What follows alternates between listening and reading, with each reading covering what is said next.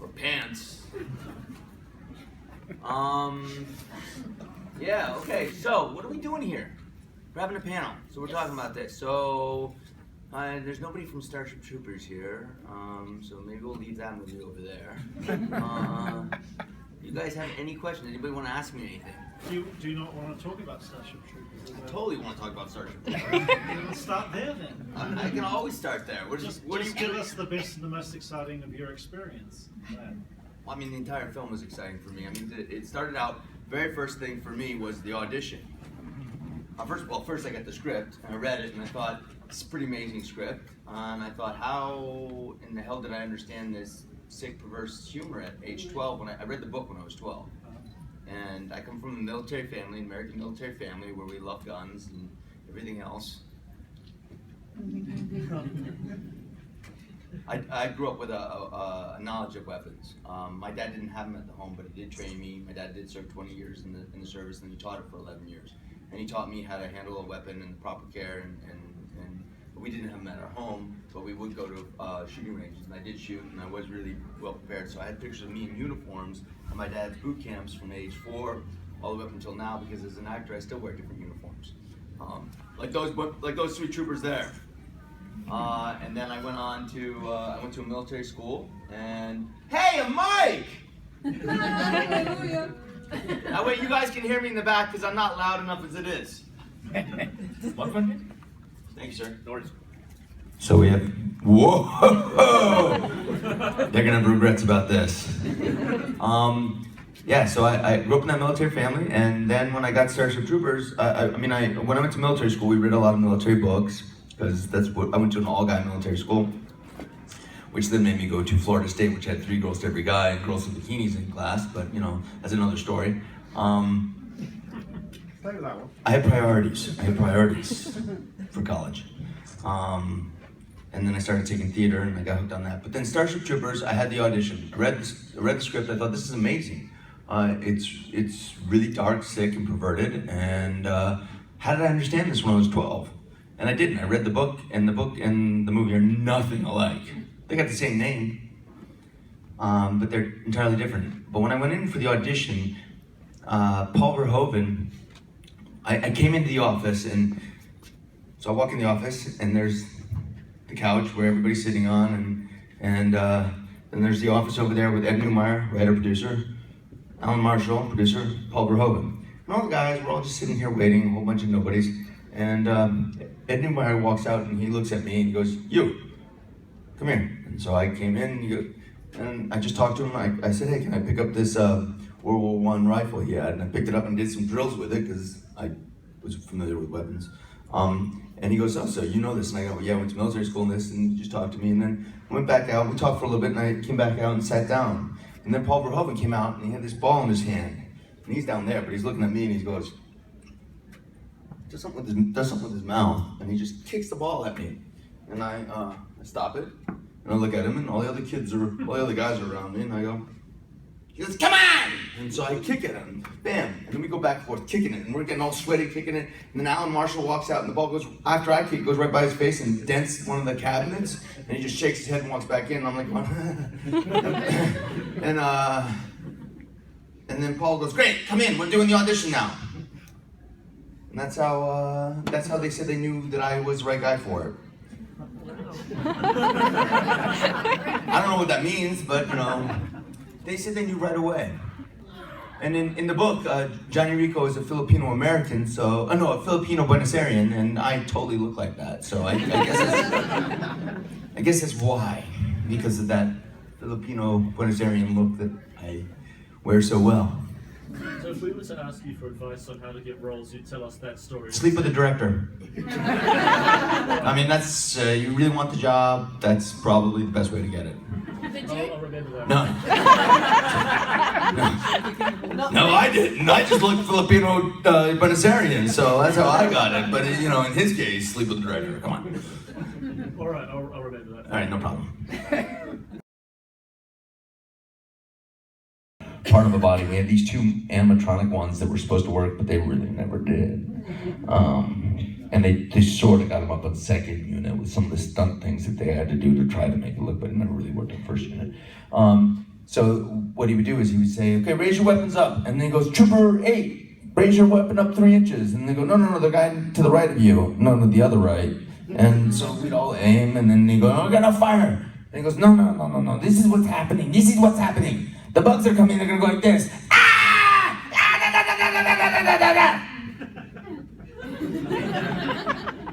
So we'd kill our director, because we'd just pretend it was him, because he would act like a bug. And that's what we had for killing bugs. It's 15 feet tall. No, up a little, lower a little. That's it. And we just shoot guns at them. Shoot fully loaded blanks. We'd still fire stuff out on the sides because you'd get hurt if you didn't. Yeah. Dina said that? Yeah. Yeah. Face, ears, a lot of things. I have a scar on my arm from one that came out of my weapon, bounced off Dina's helmet, landed back on my arm, started burning my arm. I'm just going like this, going, cut!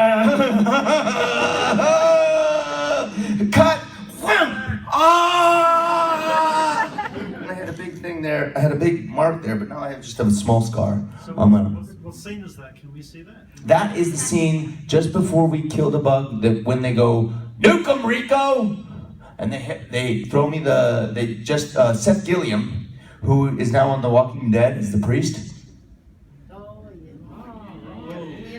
Oh my God, he's in Starship Troopers? No way! Yep.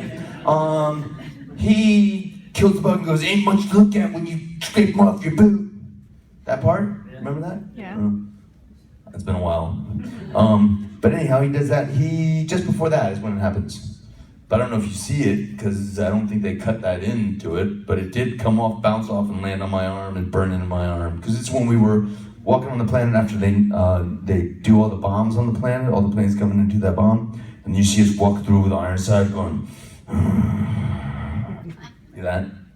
Rico, you know what to do. Yes, sir. I kind of like how you just did your public punishment face when the bullet get into your arm. Oh, you liked when I did my face? Yeah, it was like remember when you were getting like the whippings? Oh yes. Yeah. Yeah, Tino literally every once in a while I'll hear this guy go, yeah, you really liked getting whipped by a big black man, didn't you, boy? Tino! Good to see you again. My favorite part of Starship Troopers is when that guy had that fish tank on his arm with a rubber seal either end for a broken arm. It's like he was it in 24 hours. Yeah. It was really great. Eric Breckscheider, he was in, he's been in a lot of different things too. He has a twin brother, but he's the one that was the successful one. Good guy. When he breaks his arm, Clancy Brown breaks his arm, and he was saying his favorite part is when he sees the fish tank on his arm and it heals in 24 minutes. Sir? Out of curiosity, how often do you still watch Starship Troopers? Is this... How often do I watch Starship Troopers? Do you ever just like sit down and be like, oh man, I want to watch Starship Troopers? Or, like, No, I don't do that. does anybody ever want to like... Everybody always wants to, yes. Yeah. Yeah, I get that. I get tweeted all the time. I watched it in Germany with Dina and John Barrowman, who is...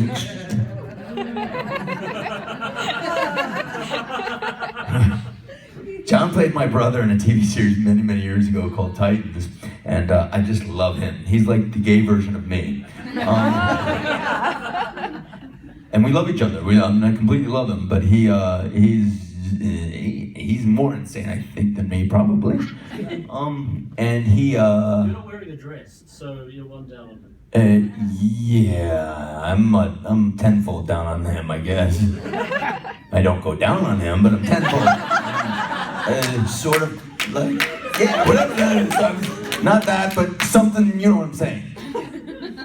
I don't know if you know what I'm saying, but I'm not saying what you were thinking I was saying when I was saying what I did say. Even though I didn't say it the way you thought I said it. I meant one. Any of you. I meant erectile. I don't know what you were talking about. You meant erectile? What? There's a total dysfunction going on here right now, and it's yours. Not mine. I'm clean. No problems here. Yeah, we watched that movie together in Germany, and he was drunk and molesting fans while we were doing a commentary on the film. Yes. He was. I was just sitting there going, oh my God, no, you can't do that. 2 p.m. to 4, something's going on, I don't know. Yes, sir, you, sir, gentlemen, sir, and how awkward was it? Well, they asked me to do Starship Troopers 3, so I guess it wasn't so awkward for me. Because I'm completely naked in that one too. But was that in the script, or you just were naked? I just naked, it's not, you mean it's supposed to be put in the script first? What? It's in the contract. Yeah, just get Casper, he'll be naked in it, and at the door. Yes, they get me to do Con Man. Alan called me up, will you do Con Man? Yes. And a lot of negotiation, had to pay me my millions and billions and trillions of dollars. I had to have my perks, my special bands, and all that only blue M&Ms, and in a crystal vase filled to the top. And I thought, yeah, maybe I'll do this. For always back to John, isn't it? He was my little brother. I just loved it, and Nathan and I have known each other for. Nathan, there's a picture of him and I that somebody tweeted, and he tweeted the funniest thing ever, retweeted it. But he came to the Starship Troopers premiere. So I've known him for a long time. We did One Life to Live. As I was leaving One Life to Live, which is a soap opera, he was getting on One Life to Live, and he was just like this sweet kid. And I think he was teaching English, just starting, and then he decided to become an actor. And just always was one of the nicest guys I've ever known. So I love those guys. They're so creative and so funny. This is Nathan Fillion and Alan Tudyk. They did some show called Firefly or something like that. Serenity, one of those things. I don't know. It's no big deal. You guys probably never heard of it. Yeah, it's nothing. It's not like Starship Troopers where I got troopers here. It's not like guys ever walk around in their uniforms or anything like that. So I said yes. And I stood there and shook in every bar with a different vest on. There's gonna be a lot more of that in season 2. I guess so. Hey, it's a job. Somebody's gotta do it. I think I was the 15th or 16th person they asked to do that. So it's pretty cool. I got a what? You gotta give it back though. No, you gave it to me. That's it. That's too many that day. No, this is you gave. Did she not give this to me? Yeah. Thank you so much. No, we didn't hear that. There's no disclaimer here. There was no fine print. Pokere Kareana. Better than some Kiwis. Alright, let's see.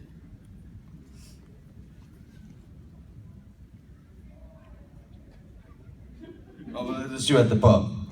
3 jugs, thanks, mate. E tora tika eoa. E tora ru chika eha. Makuti hote.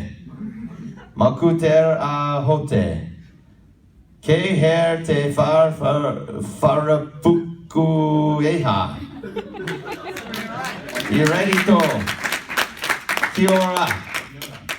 Kia ora. There you go. Not bad for an American, huh? Just as good a marry as you are Filipino Buenos Aires. That's right. We all know how good that is.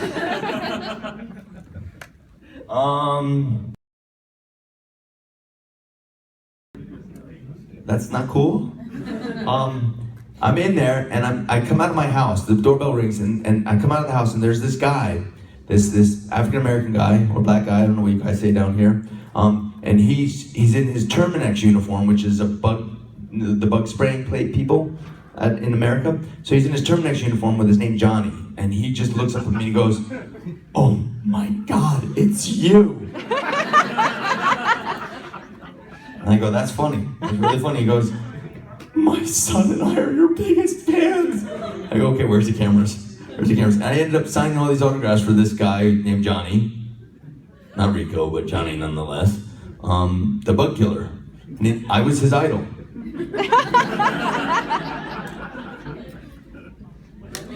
There you go. Not a bad gift. Is that 5 minutes, or do I have time for one more? Jesus. One more. This has got to be a good one. This is the last one, so somebody has to have a good one that hasn't asked the question yet. If nobody does, we're gonna leave. We're gonna be done. Lady, there we go. Yes. What do you think is the worst movie of all time What is the worst movie that I've done of all time, or the worst movie of all time? that you've ever seen? The worst movie that I've ever seen.